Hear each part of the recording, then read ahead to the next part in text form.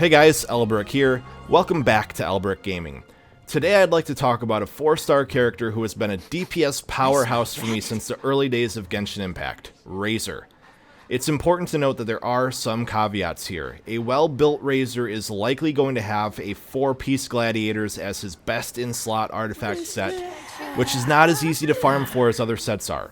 Additionally, as an Electro character, Razer is locked out of some of the game's best elemental reactions. He can't melt, and he can't vaporize. With that said, let's get into it. Razer is on the current banner as a rate-up 4-star. Let's take a look here. There we go. In my opinion, he's both a competent endgame DPS unit and the best 4-star on this banner. Now, Razer won't see the utility that a true hypercarry brings to your team. He's not vaporizing left or right like Hu Tao or Diluc, and he's not featuring in high-end freeze comps like Ganyu. But for free-to-play or low-to-play players, Razer is an accessible DPS and is worth investing in if you need somebody to fill that main DPS slot.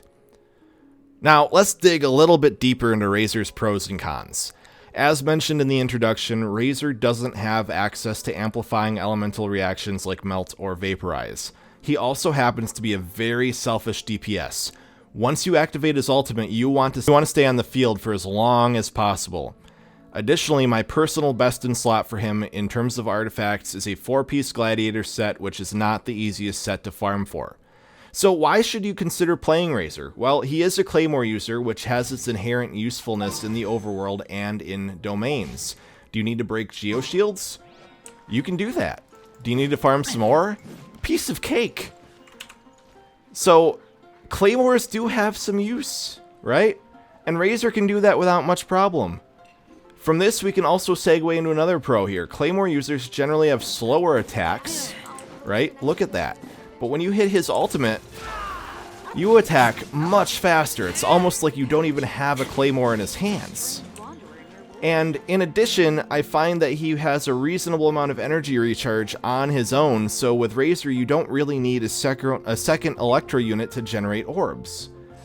Razer's kit does include his auto attack, his Claw and Thunder E, and the Lightning Fang Q that you guys just saw. When I play Razer, I tend to use 3 auto attacks, as such, followed by either a dash or his E, because when you do the 4th attack, look at that delay. It is super slow. So he's got this really easy animation cancel. 3 auto attacks and a dash, reposition, 3 auto attacks and an E. I think that's so much easier to play than somebody with more complicated animation cancels like a Klee or a Hu Tao. When you level these talents, your priority should be auto attack over Q over E, or for your non-PC users out there, auto attack over ultimate over elemental skill. Now, Razer's best in-slot weapon is going to be what I have here, the Wolf's Gravestone, which is a 5-star gacha weapon and as such is hard to come by. However, Prototype Archaic and Snow Tombed Star Silver both work fine for him. I don't want to recommend one of those over the other, as that likely depends more on your own artifacts and their substats. The Genshin Impact Damage Calculator, Google it, is your best friend here and can provide you with a better recommendation for your specific purposes than I can. Additionally, Lithic Blade might be worth looking into as another 4-star option. For 3-star options, just go to that calculator, see what you got, throw it in there, and see what works best with what your set is. So earlier I mentioned when you talk about artifacts that the 4-piece Gladiator set is best in slot, in my opinion, for Razer. It's a hard set to farm for, and it's harder still to get it with the right rolls. You're going to have an HP Flower, you're going to have an Attack Plume, those are a given. But you want to have an Attack Sands, a Physical Damage Cup, and a Crit Rate Helm. So, you could find yourself easily in a position where you do have Gladiator's pieces, but you have a Defense Sands, or you have a Pyro Damage Cup, or you have a HP Bonus Helm. And in those situations where you don't have your ideal Gladiator set, I think that you would do fine using something like a Bloodstained Flower, or a Bloodstained set for your 2-piece, along with a 2-piece Gladiator set. And I think that you could also experiment around a little bit with, well, let me just do the easy thing here to find it. Retracing Bolide, where if you have a Zhongli, for example, on your team, you get an increase to your shield strength by 35% with a 2-piece, and with a 4-piece you get an additional 40% normal and charged attack damage with that shield active. I think that's a very interesting option, but I haven't really messed around with it much myself. So a lot of this, I want to say, really also depends on your team compositions when you're considering what artifact sets work best for you. In general, I think 4-piece Gladiators over 2-piece Glad, 2-piece Bloodstained is going to be the general best way to go. So speaking of Zhongli, let's talk about some team comps. As you can see on my screen here, I have Zhongli in my team, and this is my current favorite Razer comp. But it's important to note that this is by far his ideal support system. He would likely function much better if I replaced Jean with Diona or a different cryo unit like Chi-Chi. But I really enjoy playing Jean, I don't enjoy playing Diona, so I knowingly sacrifice my access to Superconduct in order to have my preferred healer. That said, Razer does want generally to have a cryo unit for that Superconduct access.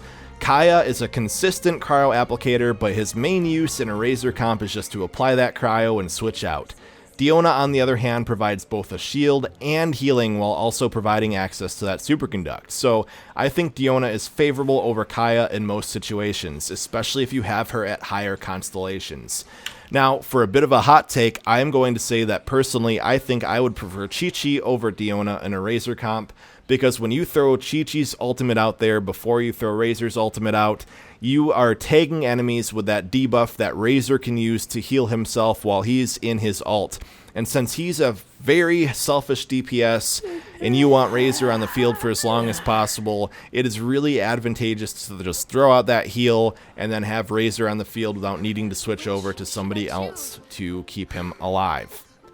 For a free-to-play or low-to-play team comp involving Razer as main DPS, a reasonable team comp for him would be Razer, Xingqiu, Diona, or Chi-Chi, and a flex position that you could fill with Bennett or Beidou or Fischl or another unit of your choice. As mentioned, my current favorite team comp is what I have on my screen here. This is my main team on this account and might be for the foreseeable future. Zhongli provides a shield for Razer while functioning with Albedo as providing these off-screen turrets, while Razer just goes to town on enemies, and then with Jean, you can come over here and reposition somebody back into those turrets as need be, and in addition, you can use Jean's heal, and then swap over into Razer, do his burst, and get some healing while you're doing his burst. I think that's a great technique to use right before his ultimate, since he does want to stay on the field once that's been pressed.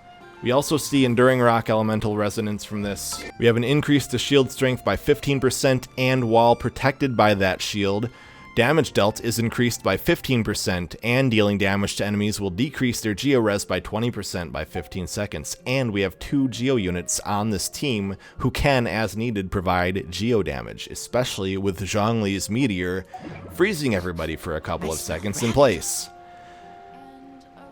Now, I think another team comp, I haven't tried this out because I don't have a Mona on my main account and I don't have a Ganyu on this account, so I can't test this, but I think Razer, Ganyu, Mona, and Flex position could be interesting to experiment around with, or maybe Razer, Ganyu, Child replacing Mona, and then the Flex unit. I think Ganyu is far better as a main DPS, but if you want to play Ganyu or maybe have 2 main DPSs switching between themselves, that could be an interesting composition to play around with. So this isn't the most in-depth Razer guide out there, but that's not what I set out to do here. There are already Razer guides on YouTube, and I'm not trying to reinvent the wheel here with anything that hasn't already been said. But since Razer still has around a week to go on the current banner, I do think it's worth mentioning that you shouldn't sleep on him, especially if you don't have a capable main DPS, or if you have him but you need his constellations. But as always, I feel the need to stress that you should only roll with the gems that you can afford to do so. This is a single-player game, and you shouldn't spend money on it that you can't afford. Thanks for tuning in, guys, and I'll see you next time.